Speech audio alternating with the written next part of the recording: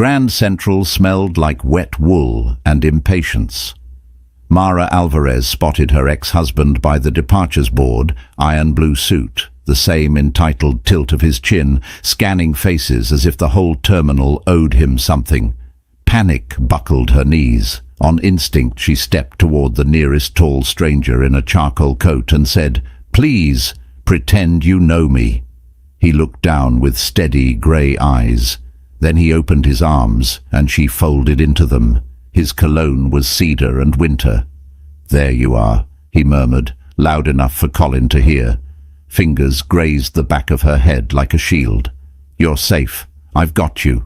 Afterward, she remembered the noise first, the scrape of a rolling suitcase, the metallic shout of a conductor, the holy hush inside a stranger's coat when the world outside was cold and ugly. "Keep walking," he said. "Left." Mara breathed through a throat gone tight and let him steer her. His hand didn't clutch. It guided, 2 fingers at the small of her back. The stranger angled his body to block her from view as they wove past a pastry kiosk, then down a side corridor that smelled of bleach and pretzels. She risked a glance over her shoulder. Colin Reeves, ex-husband, ex-dream, ex-life, stood on his toes, scanning the crowd, mouth thin with irritation. "Thank you," she said to the stranger, once a marble pillar hid them. "I'm sorry. I didn't know what else to do." "Don't apologize." He was taller up close, with a quiet, contained energy, like a building with its own generator. His hair, dark, clipped, left no room for accident. "Do you need to call someone?" Mara swallowed. She had no one to call. Her sister in Houston would worry. Her closest friend, Priya, was at the hospital on a 12-hour shift. "No, I'm okay, thank you." A beat. "He won't follow you here," the stranger said. "You want me to walk you to the Lexington entrance?" Her cheeks stung as adrenaline drained. "I don't want to get you involved." "Bit late for that." His mouth ticked, almost a smile. "Come on, the rain's turned to a mood." Outside Lexington Avenue was a black ribbon of cabs. The morning had shaken the color out of the city. Buildings sulked under a sky like wet paper. He motioned, and a matte black SUV glided to the curb with the obedience of a trained dog. A driver in a cap hopped out, umbrella sprung. "I can't," Mara said automatically. "You can," the stranger said, as if correcting a simple miscalculation. "At least for a few blocks, safer than the street." He said it so simply, safer, that she obeyed.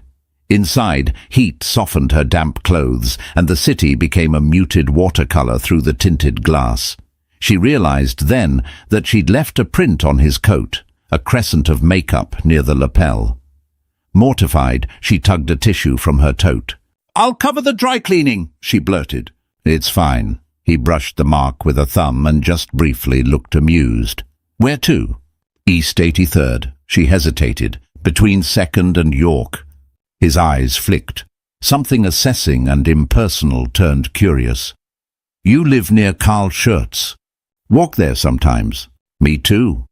He said it like confession, and then didn't fill the silence with small talk. She liked that. She liked absurdly that he didn't ask her name, her story, her why. The SUV moved like a whisper. Her heart settled into a reasonable rhythm. On 83rd, when the car eased to a stop, she reached for the door. "Thank you." She meant it like a benediction. "If he bothers you again," the stranger said, "call me." He slid a card from an inner pocket, the weight of it a small surprise in her palm. Heavy paper, embossed, no title, just a name, Daniel Whitaker, and a number. Her gaze snagged on the name, a flicker of familiarity like a song half remembered.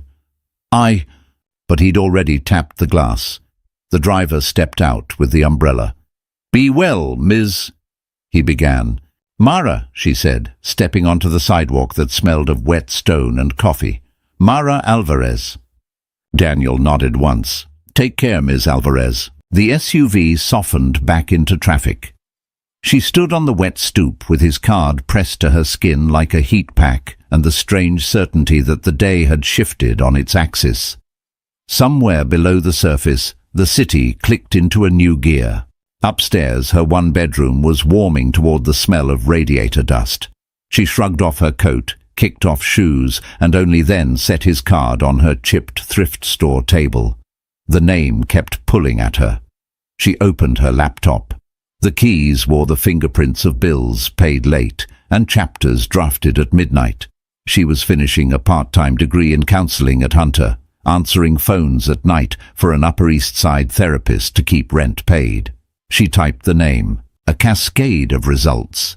Whitaker Ventures, Whitaker Group. Boardroom photos that made him look colder than he had in person. Headlines about a tech acquisition. A philanthropy gala. A profile with a sentence she read twice. Billionaire heir turned builder. A candid shot. Him at Carl Schurz Park, jeans, an old ball cap, a dog. She flushed with the absurdity of it, and then closed the laptop because her body had started to shake again, a tremor chased by delayed fear and a wash of shame. Panic made you do strange math. You grabbed the nearest narrative that promised a door. A knocking yanked her back. 3 quick, courteous taps. She froze. The second set of taps, slightly louder, made her move. She peered through the peephole. Priya, her hair plastered to her cheeks, held a carton of soup and a familiar impatience.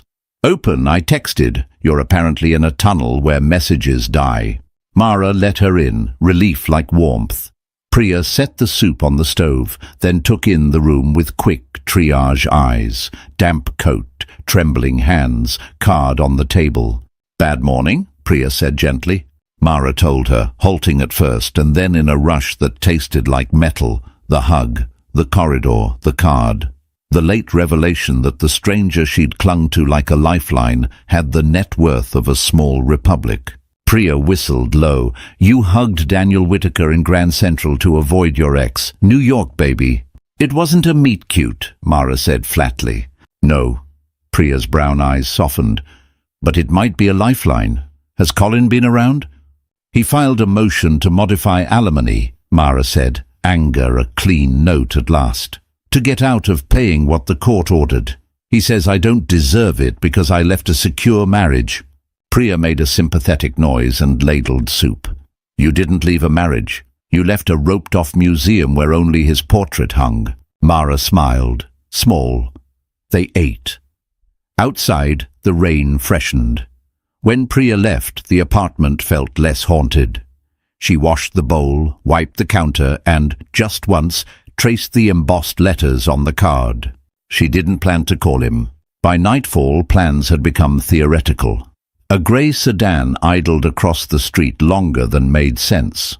A figure in a hood loitered under the scaffolding, texting with intent. When she took her trash down, a voice behind her said almost gently, "You're hard to reach." Colin! He had the look of a man who believed his time was always being stolen. "You can't avoid me," he said as if reading the law. "I left you messages." "You left threats," she said, steadying her breath, "and I'm done being an echo of your wants." He laughed, soft. "I'm renegotiating alimony, and your lawyer, if you still have one, will discover that I have a very good reason to revisit the terms." "What reason?" The whine of a radiator was a high, desperate sound. "Because you've been living with a man," his smile held courthouse teeth. "A very wealthy man."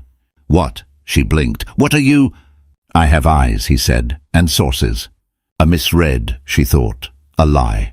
But the grey sedan across the street rolled down its window, just a notch, and a camera lens glinted. Her gut dropped. The hug, the SUV, the umbrella. Panic made new math. Old rules stopped applying. She climbed the stairs on rubber legs, shut her door carefully, and sat at the table. The card waited, innocent and heavy. She called. He answered on the second ring. "Whitaker." "Mara," she said, surprising herself with the steadiness in her voice. "From this morning, I wouldn't call, but I think I've complicated your life." "Unlikely," he said, but not unkind. "What happened?" She told him. The grey sedan, the camera, Colin's insinuation. On the other end of the line, a pause as precise as a cut. "Stay inside," Daniel said, the warmth of command wrapping the words. "I'll send someone." "I don't need—" "It's raining," he said, and she could almost hear the lift of one eyebrow. "Let me be polite." 20 minutes later, politeness knocked in the form of a woman who introduced herself as Nadia, security liaison, with a raincoat and eyes that saw through doors. She swept the hallway once, murmured into a cuff, and then gave Mara a small, approving nod. "You sure you want to stay here tonight?" "I can't afford a hotel," Mara said, biting it back after she'd said it. "You can afford safety." Nadia's mouth softened. "My boss is a complicated man, but he doesn't do half measures." Mara packed a tote in baffled silence. Leggings, a sweater, her battered copy of The Body Keeps the Score. On the curb, the black SUV again, inevitable as a tide. The city slid by in a hush. When they pulled under the awning of a building in Tribeca with doormen like sentinels, she felt her shoulders tighten without permission. The elevator delivered them to a floor where there was no decision to be made about which door to knock on. There was only one. Inside, a foyer of cool stone and warm light. A window longer than her apartment. A quiet thrumming she realized was the sound of wealth. HVAC systems that were perfectly calibrated, art that absorbed sound better than drapes. Daniel waited near a low, broad sofa as if he had been there all day, which he had not. "Ms. Alvarez," he said, and a smile moved through his face like a small thaw. "You look less terrified than this morning." "Practice," she said. He gestured to the sofa. Water arrived, then tea, then food she didn't know she wanted until it sat in front of her in small bowls. Sliced pears, salted almonds, a folded omelette. He didn't talk until she was eating. She missed that until she realized it had relaxed her. "I can help," he said when she set the fork down, "but I should be transparent about my motives." "Do you have motives?" she said, disbelieving. "Always," he said without pride. "I'm a public man, and the public part of my life is untidy this week." He picked up a remote and flicked on a wall-mounted screen. A scrolling finance channel showed a chyron. Whitaker Group eyes bid for Vestratech after regulatory stumble. Beside it, a grainy photo of Daniel at a gala with a woman in a metallic dress. The caption, all smirk, "Billionaire bachelor back on the market." "I'm buying a company whose leadership fumbled compliance," he said. "The optics aren't great, the price is right, but shareholders are skittish.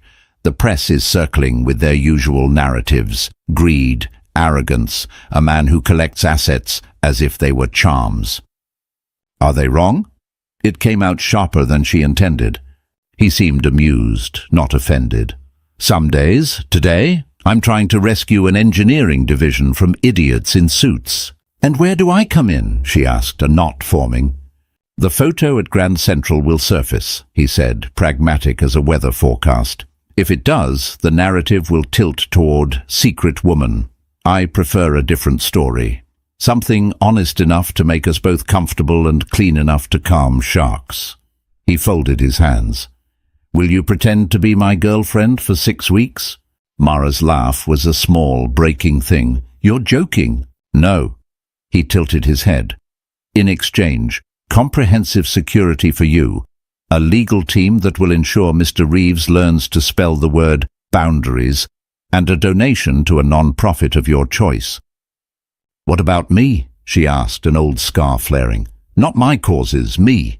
He didn't flinch. "We'll pay you for your time and inconvenience. It will be taxable, legal, and decently boring. You're offering to rent my life. Borrow your presence," he corrected, "as a shield, and perhaps as a mirror." "Of what?" "The sort of man I say I am." His expression didn't change, but something in him did. "Someone who values people more than deals. I know how that sounds. It's still true." Mara rubbed the heel of her hand against the tight place under her collarbone. 6 weeks, a fake romance, the world's worst rom-com, and an ironclad contract. She thought of the grey sedan, of Colin's voice, "You're hard to reach," of the split-second decision to step into a stranger's arms because they felt like a door. "Why me?" she asked finally. You could hire a model. I could, he said, but I'd like someone whose life doesn't orbit mine. And the power imbalance, she said. She'd promised herself. Name the thing. Drag it into light. It exists, he said, simple as gravity. We can only manage it by not pretending otherwise. And if I say no? Then I'll still pay for your security for a week, he said, softening the words. Because this, he gestured at the screen, exacerbates your problem. My presence did that. I'm responsible. She looked past him at the city. Windows stacked like lit books. People making dinners, taking showers, texting apologies. 6 weeks. The money could finish her degree. It could break her from the part-time triage of survival. But he was right. It would also pull her into his orbit with tides she couldn't predict. I want a lawyer, she said.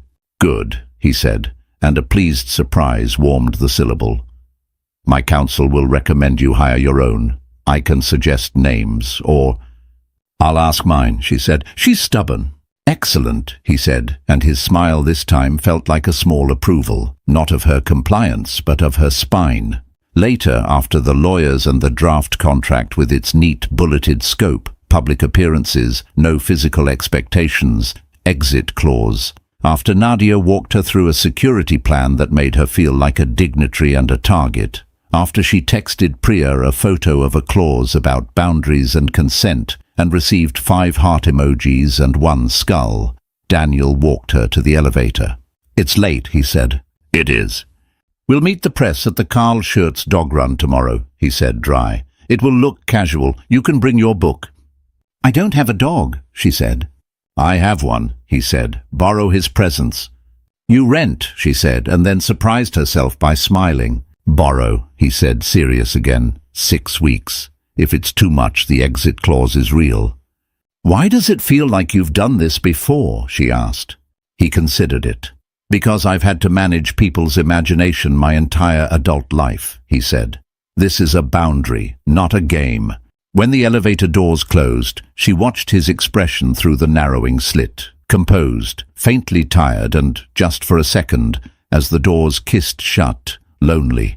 In the guest room, the sheets smelled of something botanical and expensive. She lay awake, tracing the line between safety and compromise until the rain softened into sleep. New York cleaned itself overnight, the sidewalks scrubbed to anonymity by the rain. Mara dressed in jeans and a navy sweater and braided her hair the way she did when she needed a nearly invisible armor. Downstairs, Nadia handed her a coffee and a tiny earpiece. Just for the walk-in, she said. Press loves to appear casual and surprise you with organization. Like a second-grade talent show, Mara murmured. Nadia laughed, surprise brightening her pragmatic face. You'll be fine. Outside, the morning had a shy blue to it. The park smelled like wet bark and cold iron. They met Daniel by the east gate, the river dull and pewter behind him. He wore a windbreaker, a baseball cap, and an ease that felt practiced and almost genuine. At his heel, a lanky, dignified mutt of uncertain heritage sat as if he had applied for the role of dog and gotten it on the first audition. This is Gus, Daniel said. Technically Augustus Whitaker, but he responds to snacks and the sound of my shoes. Gus looked at Mara as if appraising her resume. She offered a hand. He sniffed, then leaned in, the canine equivalent of an endorsement. Good, Daniel said quietly, as if she had passed a checkpoint. Ground rules? Honesty within the frame, she said, and lifted an eyebrow. Exactly. His gaze flicked toward the path where a cluster of people with cameras moved like a low tide. Let's walk. The press materialized with polite aggression, a chorus of names and questions. Mr. Whitaker, are you buying Vestratech for parts or people? Who's your friend? Ms. Alvarez, how did you meet? The use of her name, God, they already knew, sent a cold ribbon down her spine. Daniel's hand hovered near her back, a warning and a promise not to touch without permission. He smiled the way men in power have learned to smile, brief, spontaneous by design. Good morning, he said. This is Mara. We met in the most New York way possible, in a hurry. Laughter. Flash. She swallowed, tasted the film of performance, and decided in that second to be artful with the truth. "Rush hour is democracy," she said, voice steady. "Everyone is late. Everyone is carrying something heavy." A pause, the good kind, before a chuckle went through the group. Cameras clicked. "Are you dating?" Someone lobbed it like a slow ball. "We're spending time together," Daniel said. "We enjoy each other's company." She heard the restraint in the language, the careful distance of enjoy, and supplied the necessary heat. "He makes a decent omelette," she offered. "Gus is the better conversationalist." This got the laugh Daniel wanted. The questions shifted to deals and compliance and philanthropy, and Mara felt herself drift to the edge of the frame, relief like shade. She watched Daniel do his work, answer precisely, deflect gently, admit imperfections where they cost him least. It was a choreography of power, and she hated that she admired the craft. When they had done enough smiling and nodding to satisfy the news cycle, they cut toward the quieter path by the river. Daniel relaxed by degrees, as if unspooling a measured length of thread. "You were good," he said. "I told the truth," she said, "inside the frame." He nodded, acknowledging the echo. They walked in companionable silence for a minute. A toddler in a yellow raincoat toddled past, starstruck by Gus, whose gravitas dissolved under sticky fingers. "I have an appointment," Daniel said finally. "Nadia will bring you by the office at noon. There's a charity meeting I'd like you to sit in on. We make a grant decision today, and I'd like eyes that don't calculate upside by reflex." "You want me to be a conscience?" she said, skeptical and not entirely unflattered. "I want you to be a person," he said. "There are usually too many roles in those rooms and not enough people." At Whitaker Group's Midtown headquarters, glass and light married in expensive, tidy ways. The conference room held a dozen people who looked well rested in the manner of those who could schedule rest. A woman with sharp cheekbones and a Prada notebook, Lila Moreno, head of communications, smiled at Mara with the warmth of a ring light. "Welcome," she said, as if welcoming a new product line. "Miss Alvarez is a guest," Daniel said, tone making it clear she was not a prop. Lila's smile stayed fixed, professional and unreadable.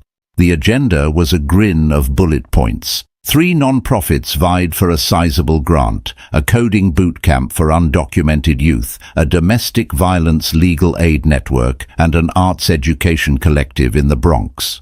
The CFO, an elegant man named Arthur Lynn, spoke in a smooth monotone about measurable outcomes. Lila talked about stories. Daniel listened. Mara did too. When the discussion turned to brand alignment, something in her bristled, and she felt Nadia's gaze flicker to her as if sensing heat. "Ms. Alvarez," Daniel said, catching the current, "you have a thought." She did.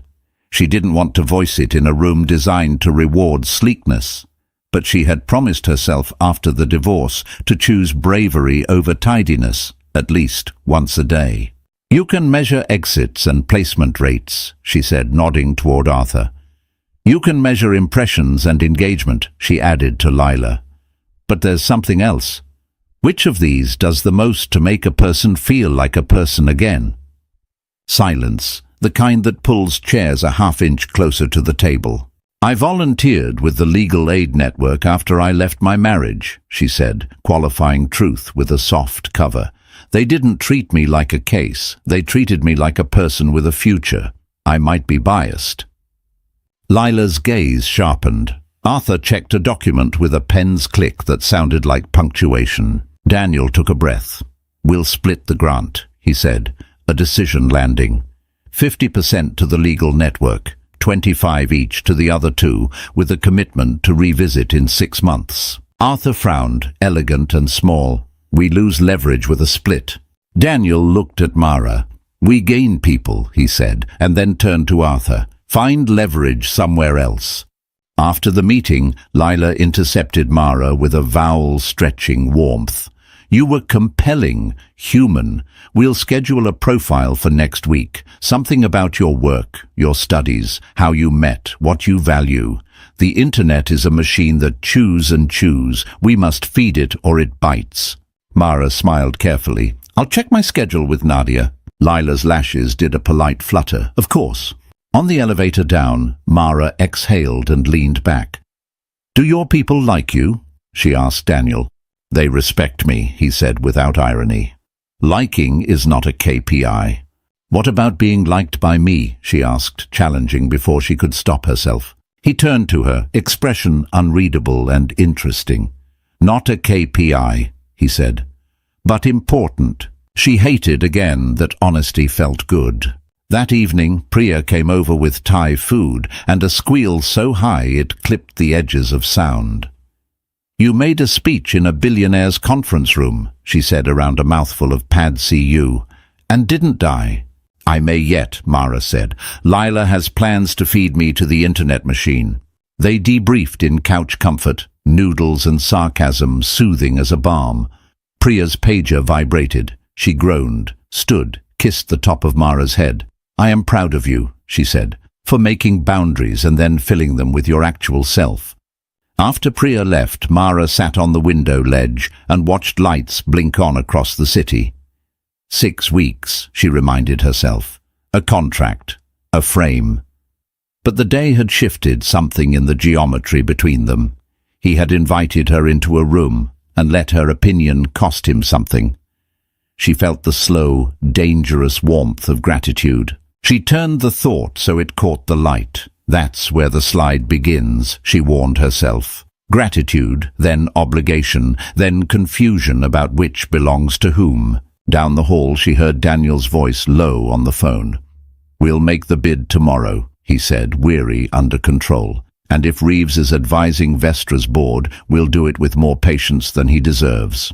Mara went still. Reeves. She slid down the wall until she sat on the cool floor, the word like a bell ringing the past awake. In her mouth, the taste of pennies. The next morning, Mara drank coffee that tasted like competence and confronted Daniel in the kitchen, which, unlike him, was entirely knowable, knives arranged by size, a bowl of lemons trying hard to look casual. Reeves, she said. Daniel grunted in a way that could mean many things. Yes. My ex-husband, she said, as if he did not already know. I know, he said without flourish. My people ran a standard due diligence on anyone connected to you with press risk. Reeves advises Vestratech's board through his fund. A small heat pulsed behind her eyes. You didn't think to mention that the man I hid from in a train station is working on the other side of your biggest deal. I didn't because I had not yet decided what to do about it, he said, voice like a measured paw. I needed to decide whether to recuse myself from the bid, change counsel, or keep me close, she said, more acid than she intended. He didn't flinch. Or keep you safe. Those might be the same thing, she said, heart beating fast enough to bruise ribs. Yes, he said, that's what I'm trying to tell you. Mara set the coffee down. The ceramic thunk sounded like an argument. I don't want to be a pawn you move to corner him. He studied her. A long, quiet assessment that didn't feel like a search for advantage so much as a search for language. I won't use you, he said finally. Not for this. Not for anything. If you think I am, we end the contract today. She held his gaze until her own steadied. Okay, she said, because she believed him, and because believing him frightened her more than she wanted to admit. The day became a lattice of tasks. Fittings for 2 charity dinners. Wear something that feels like you, not like a mannequin, Lila coached. Ironic in a room full of gowns built for mannequins. A short interview with a business podcast. We met in the rain, she said, telling the narrow truth.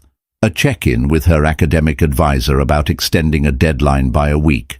Personal circumstances, she said, and the woman's face softened, as if a private grief had made her fluent in that dialect. In the afternoon, Nadia shepherded her to a therapy appointment she was frankly astonished to find on her calendar.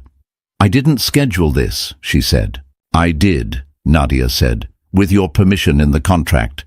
High-profile situations create stress. Therapy is part of your security detail.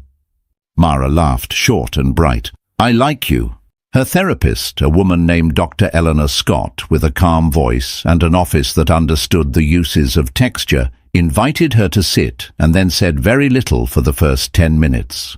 Mara filled the silence with the story. The hug, the offer, the contract, the deal, the ex. And what do you want? Dr. Scott asked when the word count slowed. To be the person I am when I'm not scared, Mara said, surprising herself, and not to confuse gratitude with love. Dr. Scott smiled, small and approving. That's a clean sentence. Everything else is messy, Mara said. Good, Dr. Scott said. Mess means you're not simplifying yourself to survive. Outside the building, a man with a camera took 3 quick shots and then pretended to study a tree. Mara's skin crawled. Nadia stepped in his line of sight, calm as gravity. Back off, she said. The man did. That evening they attended a fundraiser for the Legal Aid Network. The ballroom glittered in a way that felt like a discordant chord against the stories in the air. Women who had packed bags in the middle of the night. Men who had left quietly because shame can be a barbed wire in the gut.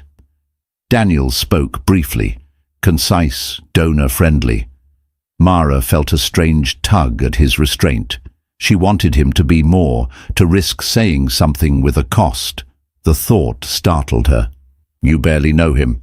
You want him to bleed his edges in public? After his speech, a woman with a journalist's posture approached. Jordan Pike, she said. Feature writer. I'm doing a piece on corporate philanthropy. Daniel's smile had edges softened for public consumption. Of course. Jordan's eyes slid to Mara. And you are the surprise narrative, she said, not unkind. The woman who met the billionaire at rush hour. Or, Mara said lightly, the woman the billionaire met at rush hour. Jordan's smile acknowledged the edit. Would you talk to me sometime? Off the record, to start. About what? Mara asked, wary. About what it costs to be adjacent to power, Jordan said, and what it buys. Mara filed the question like a shard of glass in a pocket, useful for cutting ropes, dangerous for fingers. At the coat check, Colin appeared as if conjured by the word cost. He didn't look at her so much as past her, as if studying the idea of her. Mara, he said, smooth as a new blade, you look well fed. Daniel stepped close enough to rearrange the air. Mr. Reeves, he said. Ah, Colin's smile relocated to his eyes and died there. Your boyfriend. Her date, Daniel corrected. His tone was polite, tuned to a frequency of warning only certain men heard. You work for Vestra, Mara said to Colin, taking a step so Daniel no longer stood between them. Is that why you've been sniffing around my life? Because the proximity makes you feel larger? Colin's mouth twitched. I'm concerned for you. This performance will end, and he will drop you. And what will you have then? Myself, she said, and felt her spine align to its old coordinates. Which is more than I had with you. A faint flush climbed Colin's neck. Rage always colored him like wine-staining napkins. Enjoy your puppetry, he said, and turned on a heel that wanted applause. In the car, Daniel was quiet, the kind of quiet that doesn't fear silence. Mara finally exhaled. Thank you for not speaking for me, she said. I've been spoken for, he said, looking out at the city. It makes you smaller in your own head. Who did it to you? She asked, before she could stuff the question back down. Everyone, he said with a little shrug. The trust lawyers at 22, the board at 28, the press since forever. I built rooms where I could speak and mean it. He looked at her. That's what I'm doing now. Buying a company, she said. And building a room, he said, where engineers get to mean what they build. That night, sleep finally came without teeth. But at 2 a.m., her phone shivered. A message from an unknown number. You'll never win. He'll leave you, and I'll still be here. Attached, a photo of Mara and Daniel at the dog park, his hand hovering near her back, her face mid-laugh. The shot so close it felt like an intrusion into a private muscles movement. She texted it to Nadia. Got it. Nadia wrote back, we're tracking the number. Do not reply. Mara didn't, but she lay awake and watched the city until it grew new edges and the sky thinned. The Vestratech bid leaked like all things meant to be secret. Markets did a jittering dance. Lila's team ran interference like a rugby line. Daniel disappeared into rooms where daylight was a guest, not a resident. Mara rehearsed a life that was not quite hers. Fittings, fundraisers, the choreography of arriving and leaving at times that looked unplanned. In the eddies between obligation, their private world developed its own weather. She learned he drank his coffee black and hot, like a decision, that he preferred old jazz while reading term sheets, that he loved Gus with a tenderness that made something in her chest unclench. He learned she sang along to bad 90s pop while doing dishes, that she slept with socks on even in June, that she could find a bench in any park that felt like a confession booth. They were careful. The contract's boundaries were real and observed, but intimacy creeps in through small cracks. Shared quiet, mutual competence, the way a person sets a glass down. One afternoon, a storm pinned them inside. Thunder leaned on the city. Rain wrote angry cursive on the windows. Mara worked at the kitchen table on a paper about trauma-informed practice. Daniel stalked a conference call around the living room, throwing sentences at a speakerphone that replied in measured platitudes. When he hung up, he looked as if the weather had moved inside his head. Bad? She asked. Annoying, he said. Reeves is telling Vestra's board I plan to carve up their engineering team and sell it for parts. He's playing the savior. His mouth soured. He's good at narrating his interests as moral imperatives. Mara stapled her paper, aligning the edges as if that could impose order on a day. He was always good at shaping story, she said. Our wedding vows were bullet points disguised as poetry. Daniel glanced over. Why did you marry him? Because he loved the idea of me, she said, honest through the storm, and I thought that would someday become the real me. It didn't. She smoothed the stapled corner. Why aren't you married? I fell in love with building, he said, and it loved me back enough to ruin compatibility with mortals. Sounds lonely, she said, soft. Sometimes, he admitted. A crack of lightning lifted the room like a flashbulb. Gus snarled at the window as if he could fight weather. Daniel rubbed his head. We're attending a dinner tomorrow with Vestra's independent directors, he said. It'll be at Altana on Perry Street. Small, civilized, and laden with unspoken knives. I need you there. As a shield, she said.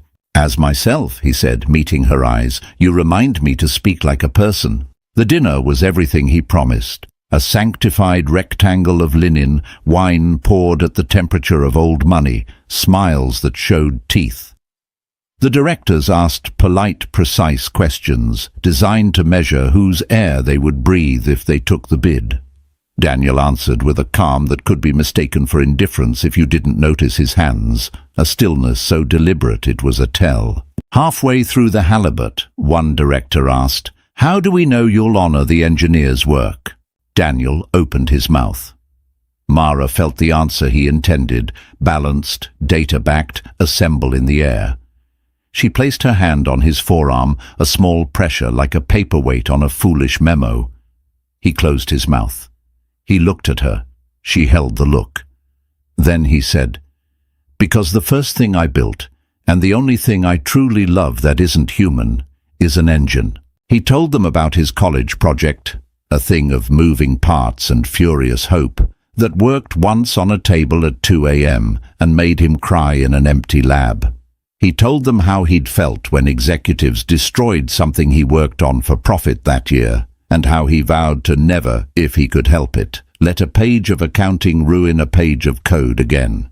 The table changed temperature. The directors who had swallowed narratives about evil billionaires and idiot engineers their whole careers recalibrated a centimeter toward trust. After dessert, they walked under string lights and the kind of stars that managed to survive New York. You did that, Daniel said without looking at her. I didn't say anything, she said. You told me to, with your hand. He looked down at her hand, still on his arm. Neither of them moved.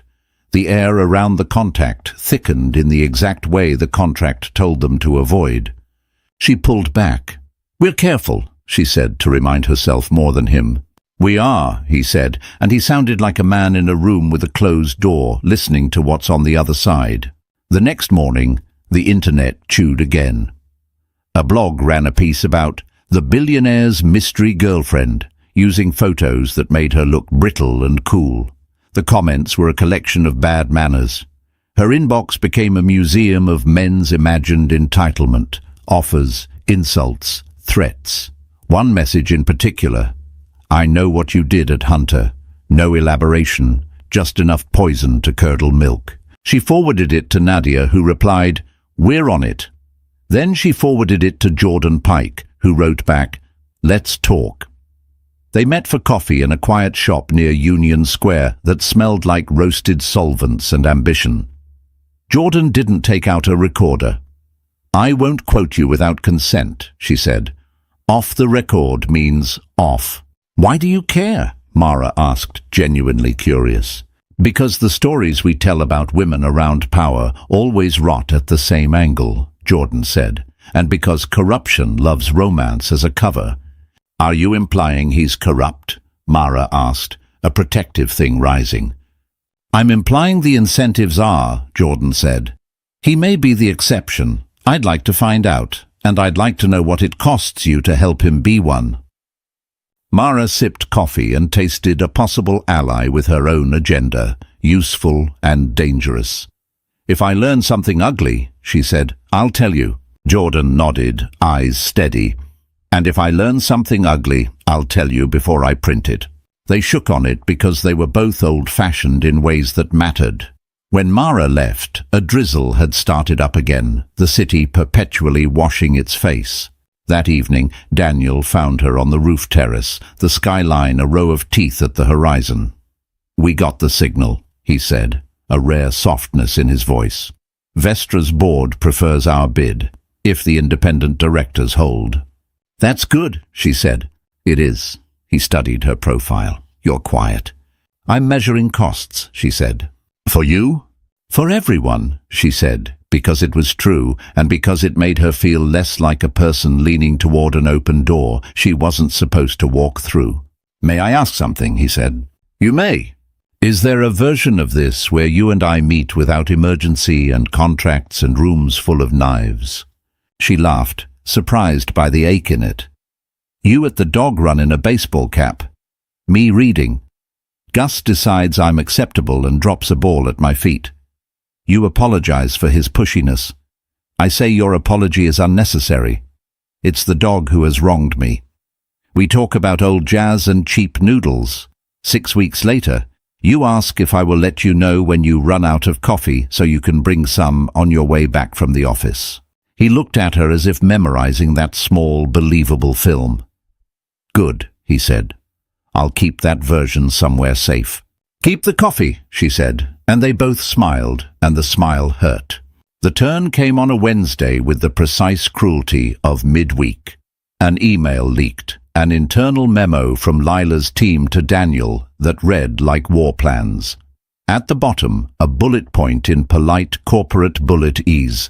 Leverage Ms. Alvarez's narrative, rescue in rain, humanizing effect, to soften regulatory scrutiny. Coordinate paparazzi placements in low-conflict settings, dog park, farmer's market. Coach on relatable anecdotes, student loans, sister in Houston. The internet ate it like sugar. Mara read it standing in the kitchen, her hands turning cold from the inside out, her sister's name on a memo. Her life itemized as a set of levers. Daniel arrived 2 minutes after Nadia, which meant he'd run. He looked at Mara, then at the open laptop, then at Nadia with a question that could kill careers. Nadia nodded. "Tiny." "Real," she said. "I didn't know," Daniel began. "That this memo existed?" Mara asked, voice oddly quiet. "Or that the machine you built eats people and calls it strategy?" He flinched as if she'd slapped him. I knew we planned. I didn't know they used your sister's name like a prop. I didn't know they recommended tipping off photographers like we're staging an accident. Except we are, she said.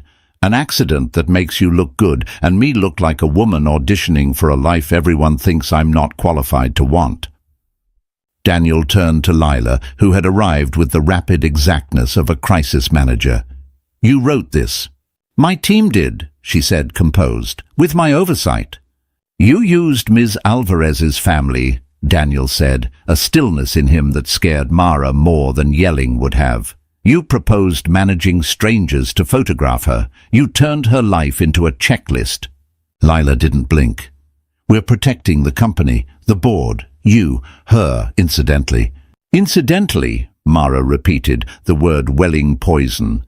I am not incidental to myself. Lila's nostrils flared. Finally, a crack.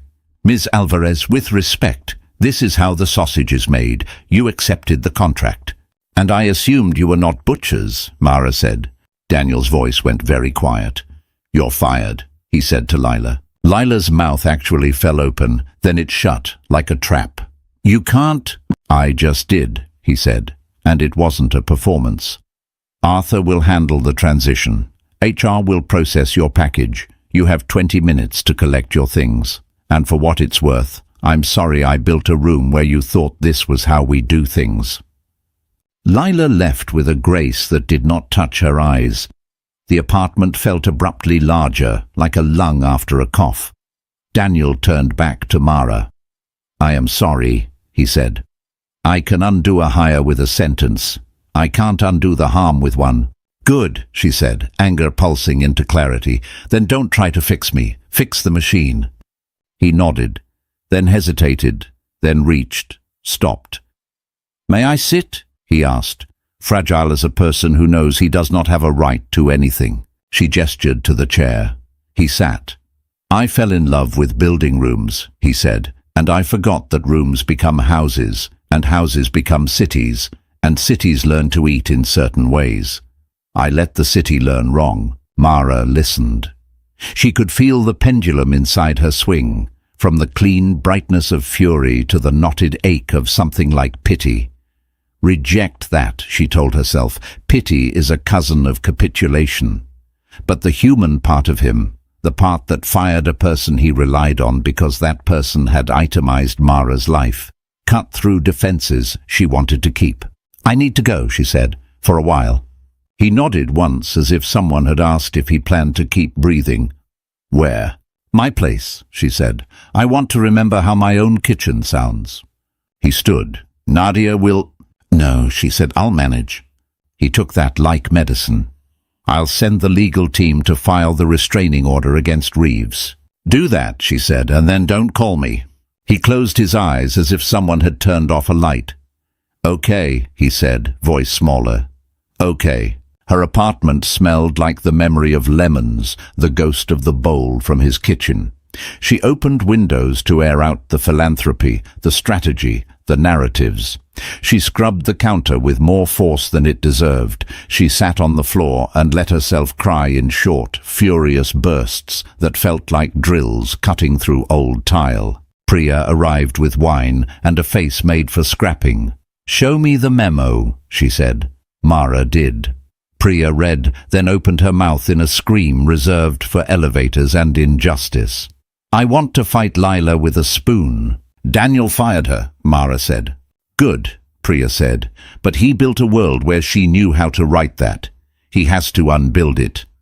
He said that, Mara said, and hated the thread of defense in her voice. Priya squeezed her knee. It's okay to love the better version of a man who is trying to exist, she said. It's also okay to make him become it without you as his tutor. Mara lay on her back and looked at the ceiling, which had always been honest with her. After a while, her phone buzzed. Jordan. Saw the memo. I'm writing.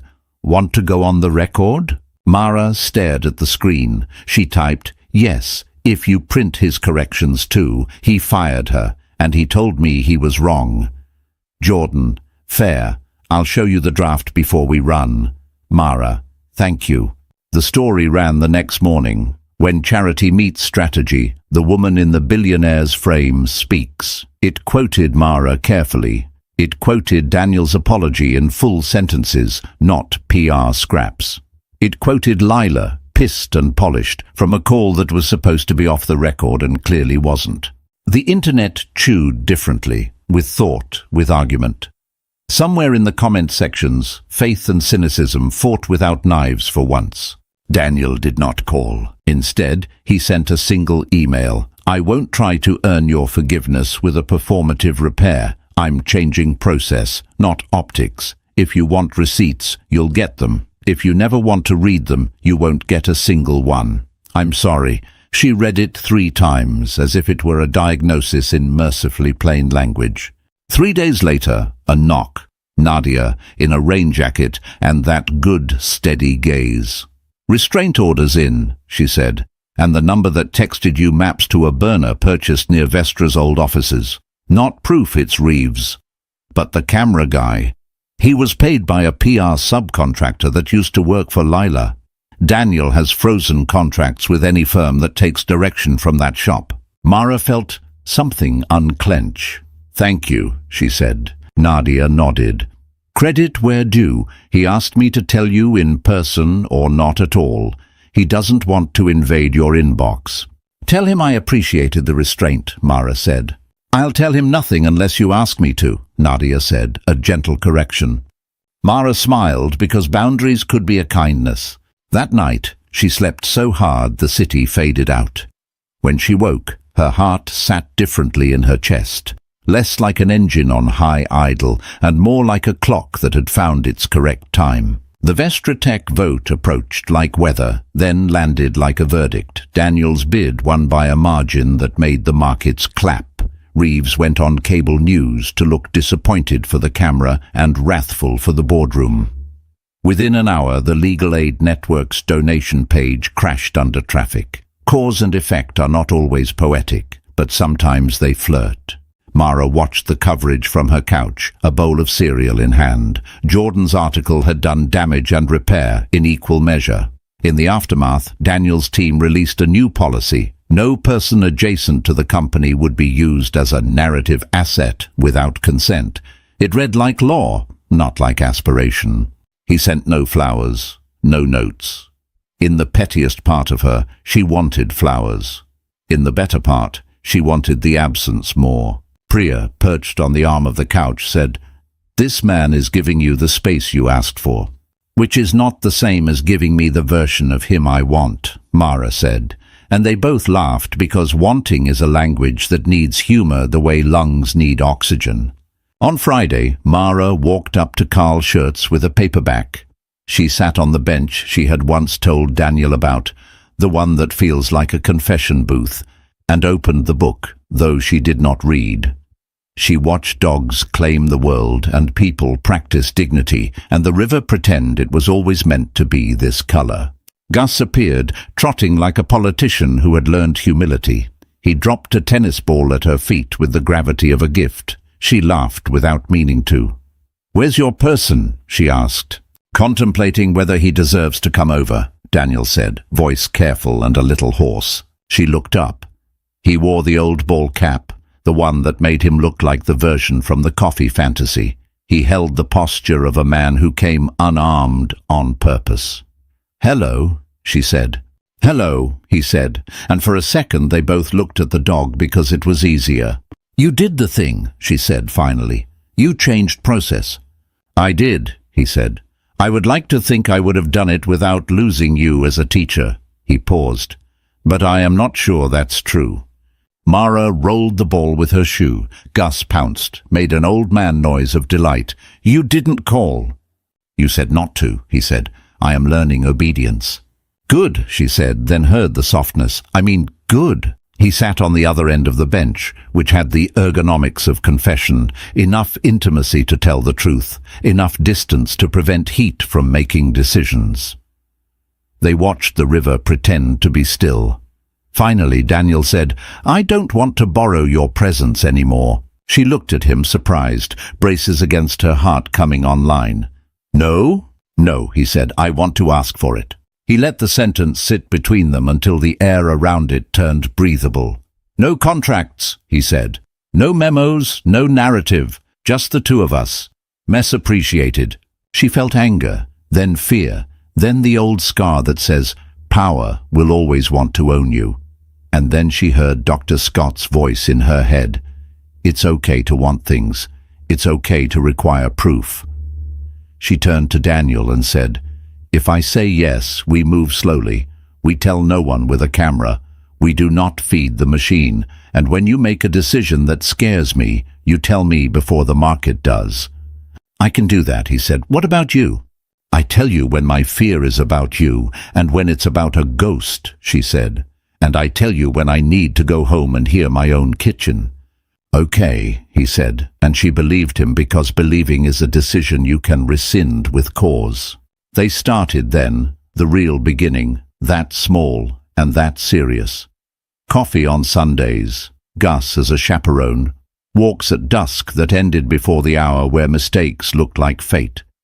A movie in a theater where everyone pretended not to notice them. No photos, no speeches, the work in secret, learning how to want with boundaries on. Colin texted once more. "He'll drop you." She replied, "A judge has your number now. So do my lawyers. Text again and you'll learn the meanings of consequences." He did not reply. Some ghosts believe in courts. Jordan wrote a follow-up, after the bid, accountability or acting. She called Mara first. "He's made policy," she said, "but policy can be camouflage." "I know," Mara said. "I'm watching."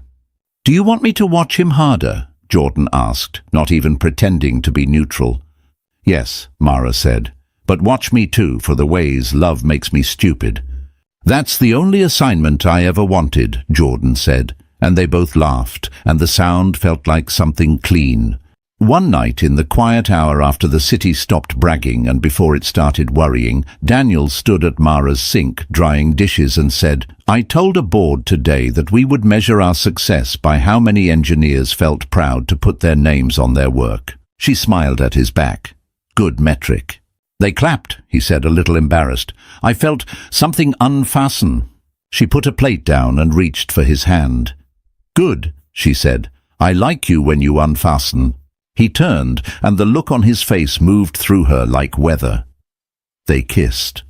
It was not fireworks or cinematic rain. It was two people who had practiced restraint, learning how to not. It was warm and slow and a little funny because Gus sneezed like a judgmental uncle and then sighed, content. They paused. She looked at him. He looked at her. "We are careful," she said, out of habit. "We are kind," he said, correcting the verb. "To each other. That will be our rule. You can be careful and still be ambushed." A month into their quiet, someone leaked a draft of the consent policy with track changes that suggested a rollback. It was a nothing burger, an early legal draft, rejected, but the internet did not accept that as a category. "He's backsliding," the headlines implied. Investors sniffed blood. Vestra's engineers, whom Daniel had wooed with talk of names on code, sent him a letter that ended with a sentence that always breaks men in power. "We believed you." Mara read the letter, heart-catching. She knew enough now to understand that drafts leak as weapons, but optics could harden into truth if you didn't hammer. She went to the office where the climate controls knew the difference between human heat and server heat and found Daniel in a glass room that looked like a chapel. "I'm putting out the fire," he said, even before she sat. "I know," she said. "Let me help." He looked at her, and the look was not a man making a calculation. It was a person receiving a gift that cost the giver something. "How?" "Talk to them, not through a memo, in the open, with god-awful fluorescent light on a Friday with stale coffee," she said, "as if they're people and not a PR problem." He nodded once, then again. "Stay?" he asked, quiet. "Not on camera," she said. "In the back, with the engineers." He did it. He stood on a crate in a room that smelled like burned dust and old pizza and said, "That draft was trash." The room laughed, a mean kind of love. "We're not rolling back consent," he he said. "We're hardening it into governance. If I fail you, you'll have a process to remove me from any decision that touches it." An engineer near Mara muttered, "He's good." Another said, "He's trying." A third said, "I'll believe it when my code gets shipped with my name and not the company's." Mara filed them as archetypes: the skeptic, the pragmatist, the wound. Daniel took questions for an hour. He did not deflect. He did not pretend to be surprised by their anger. He made a joke about stale coffee and then promised better coffee and then corrected himself and promised better governance, which is, in tech, as rare as good coffee. After, Mara lingered. A woman with a sleeve of tattoos said, "You're the girlfriend." "I'm a person," Mara said, smiling. The woman grinned, not at all offended. "He looks at you like a lifeline," she said, casual. "Don't let him use you as one." "I won't," Mara said, filing the sentence as a vow. On the way out, Daniel said, "You saved me today." She shook her head. "You saved yourself by not lying." "That's the same thing," he said. "Lying would have been easier." "Easier is how we lose the person we wanted to be," she said. He looked at her like that again, the look that felt like a shared country. "I keep wanting to tell you I love you in rooms with other people in them," he blurted, then laughed at himself, "which seems like a disadvantage." "It's a disadvantage if the person doesn't say it back," she said, and the air went thick with hope. She didn't say it back. Not then. She tucked the moment into the same drawer as the baseball cap fantasy. Later, on a bench. Later, when she wasn't blinking sweat out of her eyes from a room full of fluorescent honesty. That later came sooner than planned. Colin sued, claiming defamation based on Jordan's first article, as if truth had bruised him and he wanted damages. The suit was frivolous but sticky, like sap. It threatened to pull Mara into depositions where lawyers could turn her life into a public archive. Daniel sent his legal cavalry. It felt like a war you win by being tired longer than the other side. On the morning of the first hearing, Mara stood on the courthouse steps, granite hard under shoes that were not built for battle. Jordan appeared, recorder in pocket but off. "You okay?" she asked. "No," Mara said, "but I'm ready." Daniel arrived with a face that had learned a new kind of calm. He did not take her hand. He stood close enough to borrow her courage by osmosis, and not so close that the cameras, leaning like vultures, could knit a narrative from their angles. Inside, the judge had no patience for theatre. Colin's lawyer performed anyway, underlining phrases like media manipulation and character assassination. Mara's lawyer, stubborn and magnificent, quoted the memo, the policy changes, the security reports, the text message from the burner phone. The judge dismissed the suit with a weariness that suggested he had a daughter who had been gaslit and a mother who had made him practice listening. Outside, microphones. Jordan's eyes, bright with a kind of human victory, asked a question she didn't need to say aloud. What now?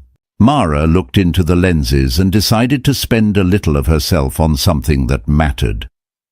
"Some of us have exes who are not adversaries but habits," she said, voice steady. "We break them by believing ourselves. The law helps, friends help, money helps. But mostly we have to choose not to be smaller on purpose." A murmur moved through the crowd, the kind that means a sentence found a home. Daniel looked at her like a man who had found water. She did not look back because you cannot drink and talk at the same time. That night, on the park bench, she said it. "I love you," she told him simply, as if telling him the weather. "But I will leave if you become a room that asks me to be someone else." He closed his eyes like a person receiving a sacrament and then opened them with a softness that hurt. "I love you," he said, "and I will build rooms where both of us fit." Gus sneezed, again at the exact right time. The city went on being itself. Redemption sounds like a church word. In practice, it was an inbox full of PDFs, new processes, signed. It was engineers' names under ship notes. It was a check to the legal aid network, public and boring and big. It was a former PR chief quietly barred from any future contract. It was a man with too much money bringing coffee over at 7 a.m. because he knew she had a midterm and couldn't afford to lose 20 minutes to a line. It was also messy. They fought, once about a dinner where he gave a bland answer about antitrust because being interesting might cost him leverage. She told him the blandness tasted like cowardice. He told her leverage fed people. She told him the machine was a hungry god he didn't have to worship anymore. He didn't talk to her for 2 hours. Then he showed up at her door with a printout of a schedule with real changes and said, "You were right about the god." They fought about her fear. She woke, certain one morning that he would leave because men with choices leave when they sense a dependence they can't control. He said, "I don't need to control your dependence. I need you to tell me when it's happening so we can feed your independence together." She said, "That's the most corporate sentence you've ever made sound like love." He laughed, then cried in a way that made her love him more. They visited Houston. Her sister B made enchiladas and did not stop scrutinizing Daniel until Gus, yes, he traveled well, sat on his foot and claimed him as territory. Daniel washed dishes in B's sink, which had a chip that had been there since 2004, and asked about the school fundraiser like a person who understood that $1,000 can be a miracle. B nodded once at Mara when he wasn't looking, a sister's blessing that functions as a civic permit. They handled press like weather, acknowledged, prepared for, never worshipped. When Jordan asked for a third interview, this time on the record, they gave it. Together. The piece landed with the grace of something earned. The billionaire and the woman who said no, policy, power, and the price of slow love. The comments were still messy because humans are, but the ratio of thoughtful to cruel was higher than Mara had expected from the internet. Colin receded, as men do when the stage light slides. He took a job that paid less but did not require him to keep losing to a better narrative. The restraining order stayed pinned behind glass in a clerk's office and in Mara's mind as a reminder that paper can protect. On the anniversary of the Grand Central hug, dates are an honest magic, they went back. The terminal smelled like warm metal and coffee. People hurried with faces that looked like math.